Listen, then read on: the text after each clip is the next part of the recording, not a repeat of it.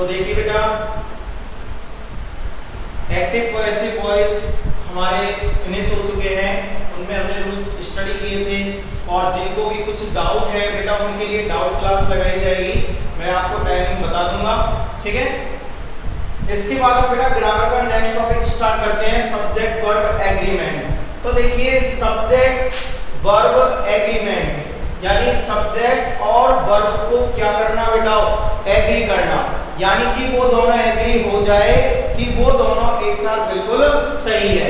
तो इसका मतलब सेंटेंस में जो सब्जेक्ट दिया होता है, क्या दिया होता है बेटा, सब्जेक्ट, उसके अकॉर्डिंग यदि वर्ब यूज की जाए, उसको एग्री किया जाए, तो उसे क्या कहते हैं बेटा, subject verb agreement. The use of verb, verb का यूज करना अकॉर्डिंग टू सब्जेक्ट, कौन के अकॉर्डिंग बेटा, सब्जेक्ट के अकॉर्डिंग, उसे हम क्या कहते हैं, सब्जेक्ट वर्ब एग्रीमेंट। अगर हिंदी की बात की जाए तो सब्जेक्ट को कहा जाता है कर्ता और वर्ब को कहा जाता है क्रिया। तो वाक्य में दिए गए कर्ता के अनुसार क्रिया का उपयोग क्या कहलाता है, सब्जेक्ट वर्ब एग्रीमेंट कहलाता है। अब इसको एक एग्जांपल से समझें बेटा, इसके क्वेश्चन किस तरीके से आएंगे, तो इस तरीके से, इनको एग्जांपल से समझिए। देखिए सी ब्लैंक डांसिंग नाउ, अब आप देखिए ब्रैकेट में कोष्टक में क्या लिखा हुआ है बेटा, इज और आर, ठीक है। तो हमें इस वर्ब को एग्री कराना है किससे, इस सब्जेक्ट से, इससे एग्री कराना है बेटा, सब्जेक्ट से। अब आप खुद देखिए सी के साथ इज यूज होगा या आर यूज होगा। अब आप खूब जानते हो कि इज एक वचन के साथ यूज होता है और आर बहुवचन के साथ। तो देखिए बेटा यहाँ पर सी क्या होता है, एक वचन, तो एक वचन के साथ क्या यूज होगा, इज, ठीक है। इसी तरीके से सेकंड पे आ जाइए, सब्जेक्ट यहाँ पे है आई, हमें एग्री करा रहा है उससे, सहायक क्रिया से। तो यहाँ पे देखिए बेटा हैज भी दे रखी है और हैव भी दे रखी है। तो हम जानते हैं आई यू और बहुवचन के साथ हैव का यूज होता है और एक वचन के साथ हैज का। तो बेटा आई के साथ यहाँ पर क्या यूज किया जाएगा, है। तो इस तरीके से सब्जेक्ट के अनुसार वर्ब को यूज करना क्या कहलाता है बेटा, सब्जेक्ट वर्ब एग्रीमेंट कहलाता है। अब इसके कुछ रूल्स हैं, वो रूल्स हमें स्टडी करने हैं, जिनके अकॉर्डिंग हमें वर्ब यूज करनी है। तो पहले आप इसको लिख लीजिए, फिर मैं आपको रूल्स लिखवाऊंगा बेटा।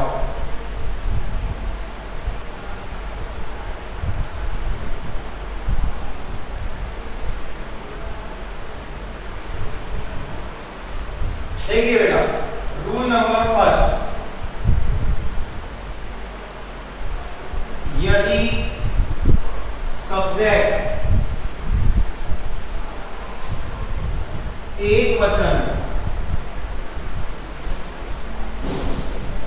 इंग्लिश में कहा जाए तो बेटा कैसा हो, सिंगुलर हो, तो वर्ब में, वर्ब की फर्स्ट फॉर्म में, वर्ब की फर्स्ट फॉर्म में एस या ईएस लगेगा, और यदि सब्जेक्ट आई यू और प्लूरल यानी कि बहुवचन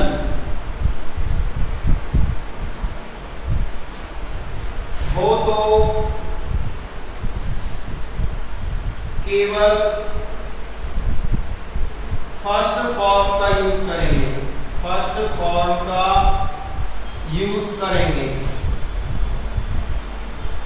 यूज करेंगे, ठीक है बेटा।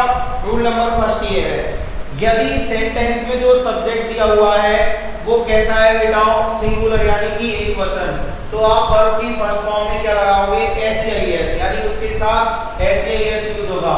और यदि सब्जेक्ट बेटा आई यू या प्लूरल है यानी कि बहुवचन है, तो केवल कौन सी फॉर्म का यूज होता है, फर्स्ट फॉर्म का, ठीक है बेटा। अब आप एग्जांपल से समझिए, जैसे सी ब्लैंक फुटबॉल डेली, और यहां पे बेटा ऑप्शन दिए हुए हैं प्ले और दिया हुआ है प्लेज, ठीक है। अब आप देखिए, हमें एग्री करवाना है सी को किससे, इनसे। तो देखिए बेटा सी कैसा होता है, एक वचन, और मैंने क्या लिखवाया है, यदि सब्जेक्ट एक वचन हो तो वर्ब की फर्स्ट फॉर्म में क्या आएगा बेटा, एस या ईएस। तो यहाँ पे कौन सा आंसर सही होगा, प्लेज। कौन सा आंसर सही होगा, प्लेज, क्योंकि सी कैसा है बेटा, एक वचन। और देखिए आई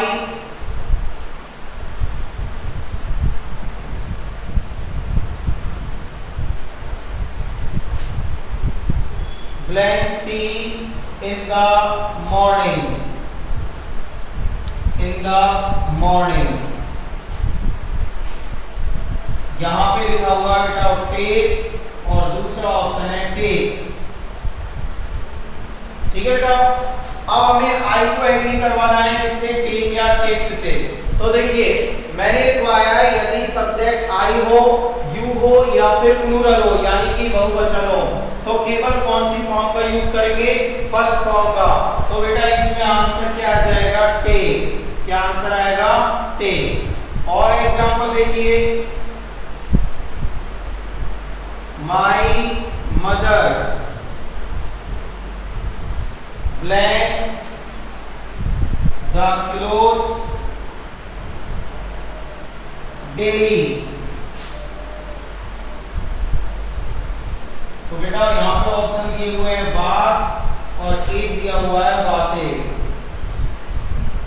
ठीक है, तो देखिए क्या आएगा, माई मदर बेटा एक वचन है, यानी कि सिंगुलर है, और सिंगुलर के साथ क्या यूज होता है बेटा, फर्स्ट फॉर्म में एस या ईएस। तो क्या आंसर आ जाएगा बेटा, बासेज। क्या आंसर आएगा, बासेज। तो ये है बेटा इसका रूल नंबर फर्स्ट। अगर सब्जेक्ट सिंगुलर हो तो फर्स्ट फॉर्म में एस या ईएस का यूज करेंगे, अगर सब्जेक्ट प्लूरल हो यानी कि बहुवचन हो तो केवल फर्स्ट फॉर्म का यूज करेंगे। लिख लीजिए बेटा।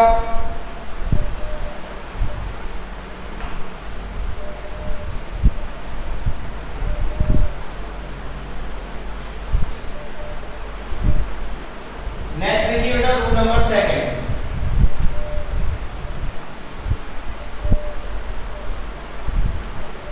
Yes, rule number second.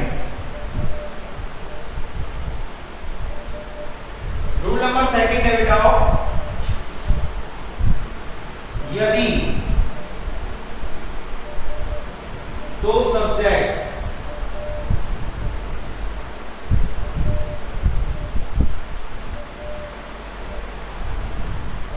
And से जुड़े हुए हों, एंड से जुड़े हुए हो,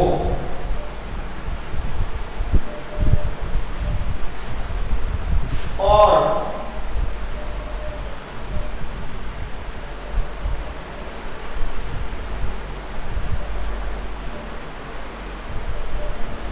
किसी भी सब्जेक्ट से पहले,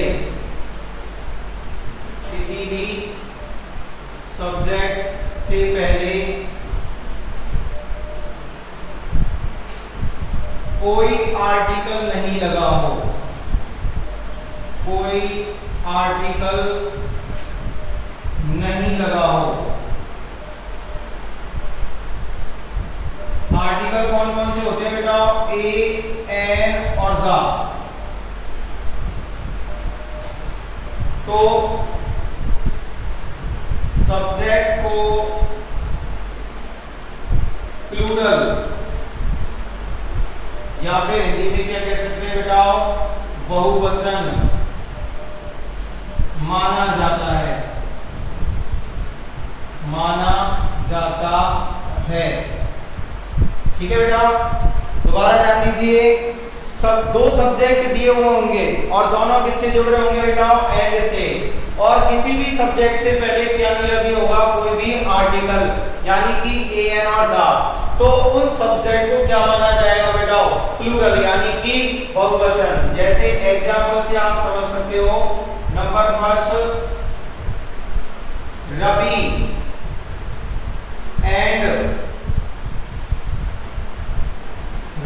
एंड सनी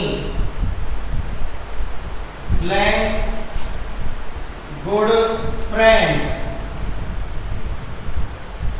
ठीक ठीक है बेटा, और ऑप्शन में दिया हुआ है इज और आर। क्या दिया हुआ है? इज और आर। तो देखिए बेटा यहाँ पर दो सब्जेक्ट है, रवि और सनी। कितने सब्जेक्ट है? दो, रवि और सनी। ये दोनों किससे जुड़े हुए बेटा? एंड से। किससे जुड़े हुए हैं? एंड से। और आप दोनों से पहले देख सकते हो कोई भी आर्टिकल यूज नहीं हुआ है, तो इन्हें क्या माना जाएगा बेटा? बहुवचन यानी कि प्लूरल। और बहुवचन के साथ इज यूज होता है या आर यूज होता है? आर। तो बेटा यहाँ पे क्या आंसर आएगा? आर आएगा। क्या आएगा? आर। और देखिए I and my father blank visited Agra.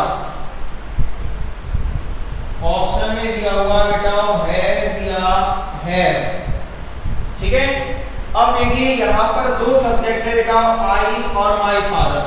दो सब्जेक्ट हैं, दोनों किससे जुड़े हुए हैं? एंड से। और दोनों सब्जेक्ट से पहले कोई भी आर्टिकल नहीं लगा हुआ, तो बेटा देखिए क्या मानेंगे इनको? बहुवचन। अब बहुवचन के साथ आप ये बताइए हैज यूज होती है या हैव यूज होती है? बहुवचन के साथ यूज होती है बेटा हैव। तो यहाँ पे आपका आंसर क्या आ जाएगा? हैव आ जाएगा। क्या आंसर आ जाएगा बेटा?